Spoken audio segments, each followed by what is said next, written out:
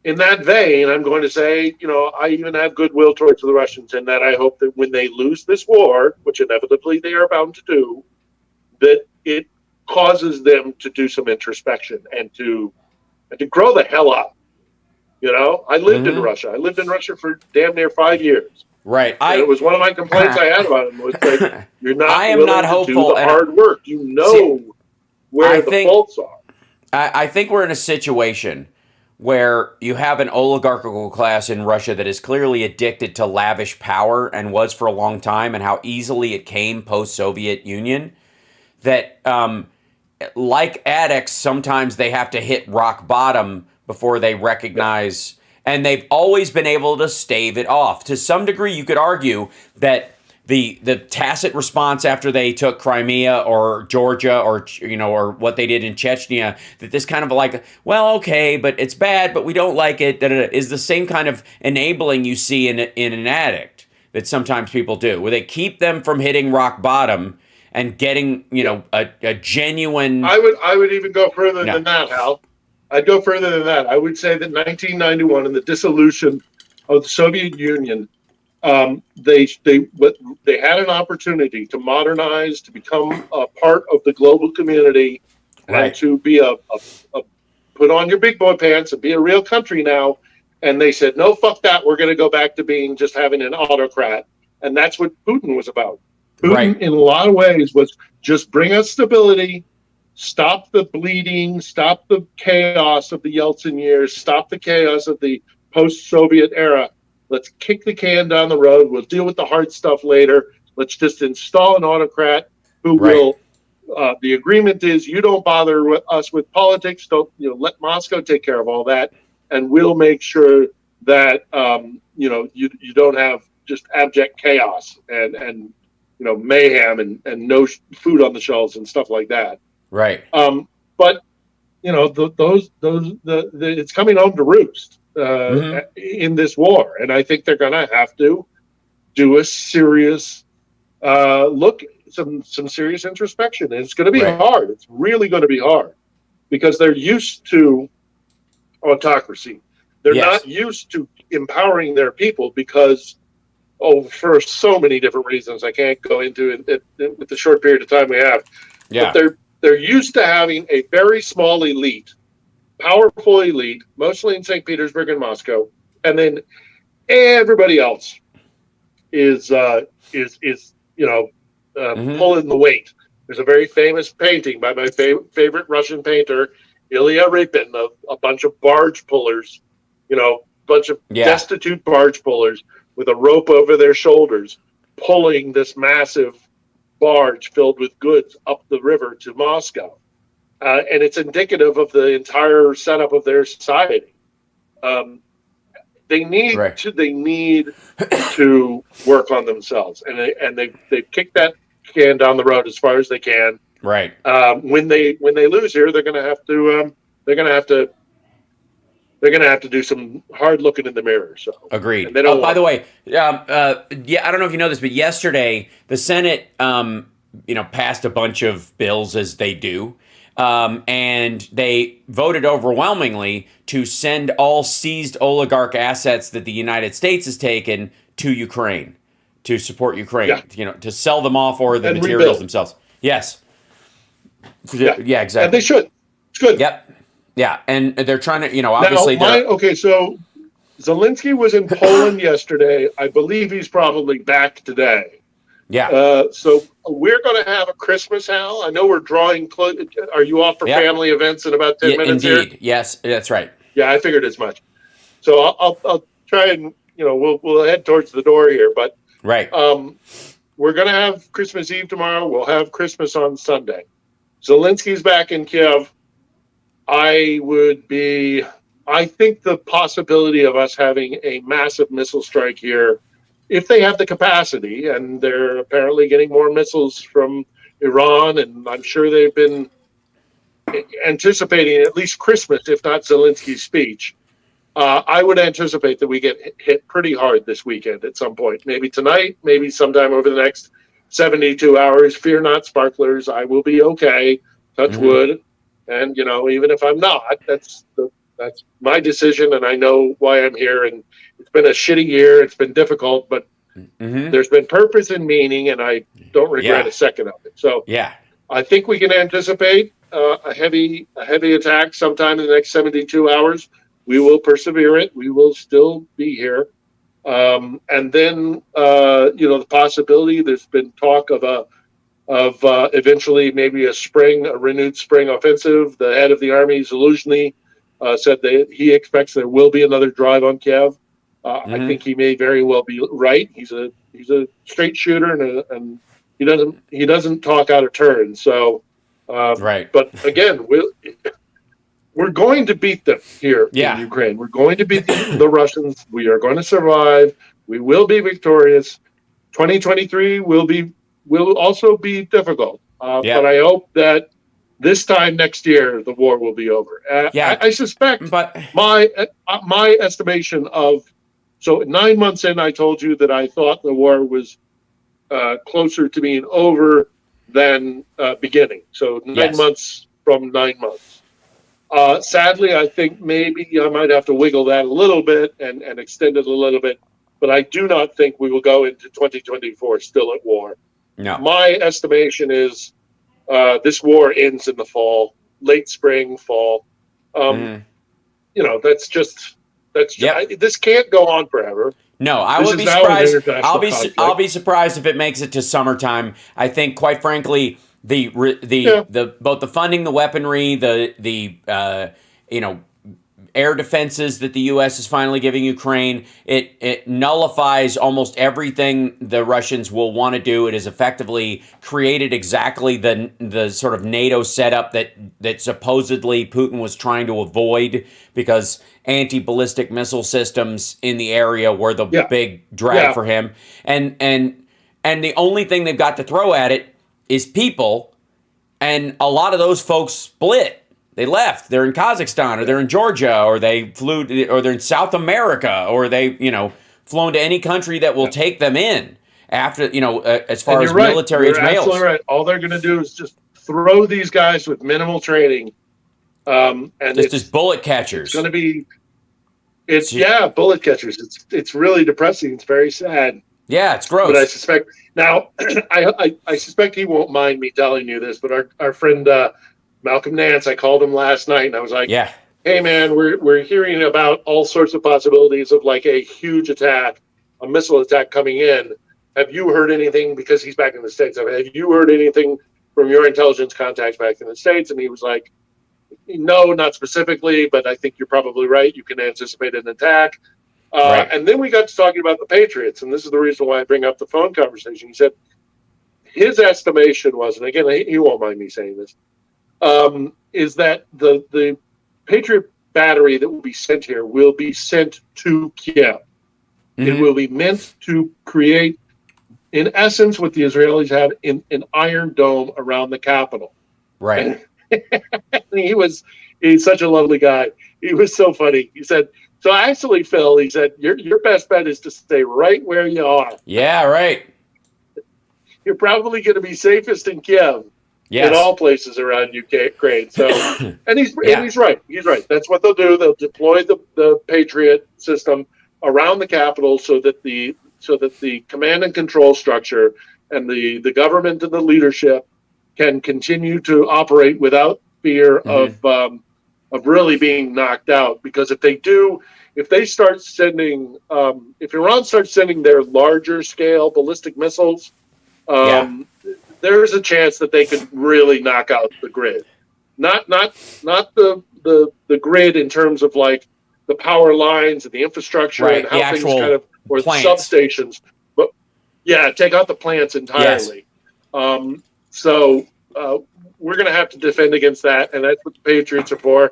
Right. They've been asking for them since the beginning of the war. Close the sky was always the plea, and they're finally going to get it. And I think that talk on the speech was a historic speech. And agreed. Moving forward, we're in this together, and I'm really glad to see it happen finally. Right. Fully. Not that we haven't previously. No, and as much as there's been a response from the like the Marjorie Taylor Greens and all that nonsense. Ultimately, none of it is amounting to a hill of beans. With all the wailing and gnashing of teeth from these idiots, the funding is going to go through, and the vast majority of Americans and even the constituents in Republican states are absolutely deeply supportive of it. And you have, by the way, a generational memory of my generation and my parents' gen, like the boomer generation, and even my great grandparents had, or my grandparents had they still been alive, and some people still are, of what the Russians have done and how it is the big fear during the Cold War of what the Russians wanted to do with the world if they took over while they were still the USSR, that is still playing out, even though they're no longer the USSR. Like it literally. Yeah, it's not about ideology anymore. It's just about sheer geopolitical power. Right. And how they would implement the geopolitical power would be to create autocracies around the world, because democracy is too difficult. It's sloppy, and they don't want to do the hard work. This goes back to what I was saying earlier. They don't want to do the hard work of what a democracy actually means, empowering your people. They don't want to do that because that's a threat to their power structure. Because for centuries they've kept power tightly in the hands of a very elite few, and they don't want that system. So they want to pollute other systems and other countries so that their own constituents and their own citizens don't ask for the same thing.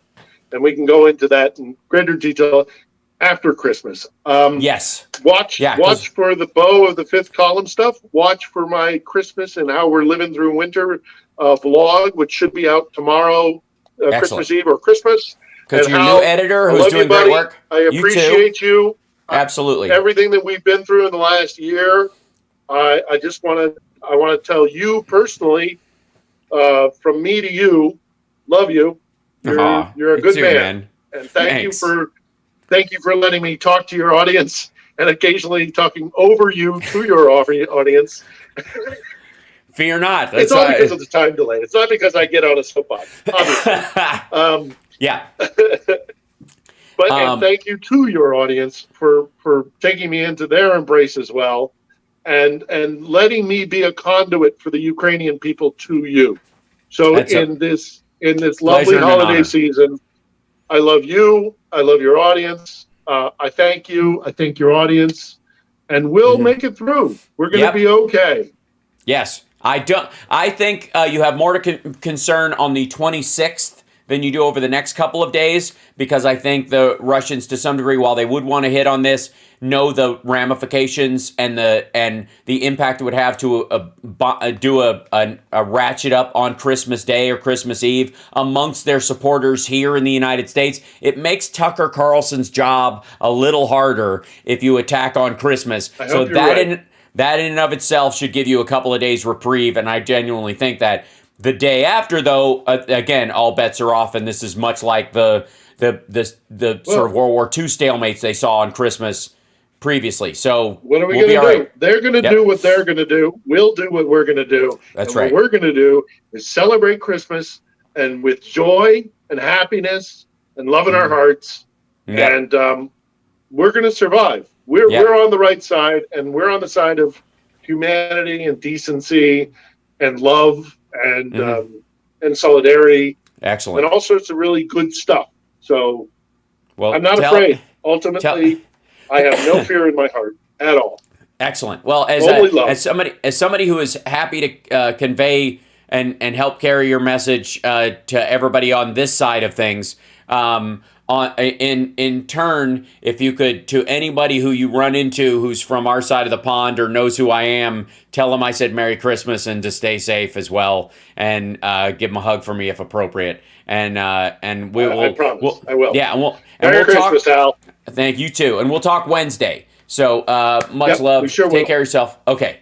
See you later. All right, buddy. Bye. All right, everyone. Say bye. Merry Christmas. Bye. All right. Cheers. That was awesome. So yeah, like they always get me. They always got to make me tear up. And so, why did he have to do this? And like, then I've got to walk out, and the rest of the family doesn't know why. I've got glassy eyes after doing my show from being all emotional. Because I love you guys too, and that way I love you guys so much. And then that's where it goes. So hockey was fantastic. We lost, but it was great. We lost in sudden death overtime, but still it was great, and everybody had a great time, and the kids were all screaming and dancing, and it was great. It was just it was so fun. Big family outing. Watching hockey last night was terrific. It was just so good, and to people who genuinely are absorbed in sports, congratulations on your outings with your families as well. I hope they're anywhere if they're anywhere near as fun. Yeah, we went to the Las Vegas Silver Knights, which is the AAA team that they feed players into the Golden Knights, and we lost by 1 point. It's hockey. It was so fun. And the Golden Knights are our pro team. The Silver Knights are our minor league team or whatever. And we went there. They were great. It was super fun. And Summer's friend Elaine, our friend, I mean, I know her too, but they've known each other for a while, is the mascot for the Silver Knights. She's Elaine the Knight. So she wears, they got her in a suit of armor walking around all night long. And then they have a horse that is, that's supposedly her horse, but that's a mascot horse. Anyways, it was lovely. The whole thing was just sweet and fun and great, and we stayed till the bitter end. It was just great. It was great. So, anyways, I love you guys, and thank you guys for hanging out with us for the morning show. Like, subscribe, give a thumbs up, all the stuff I'm supposed to say, which I always forget to say. Consider becoming a Patreon subscriber if you're on Twitch, twitch.tv/HouseBarks. If you want to subscribe and you have Amazon Prime, you can do it every month, and it doesn't cost you a dime, and it helps the show.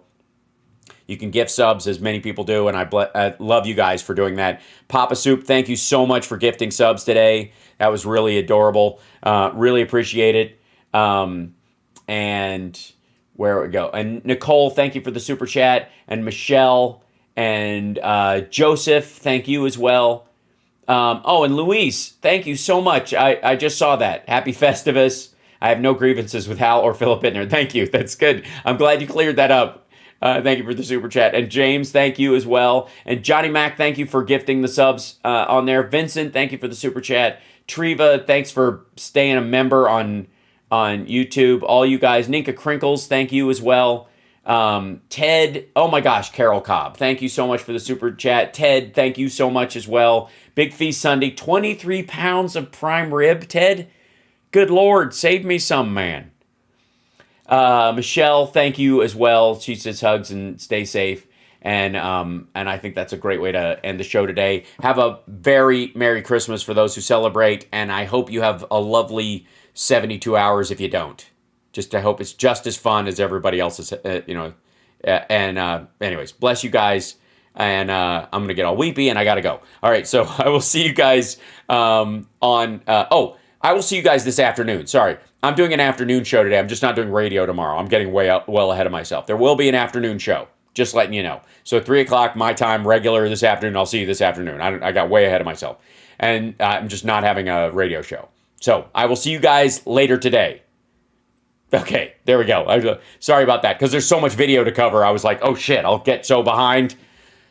Oh my God. Anyways, love you guys. I'll see you later. Take care of yourself and take care of somebody else. Okay, bye.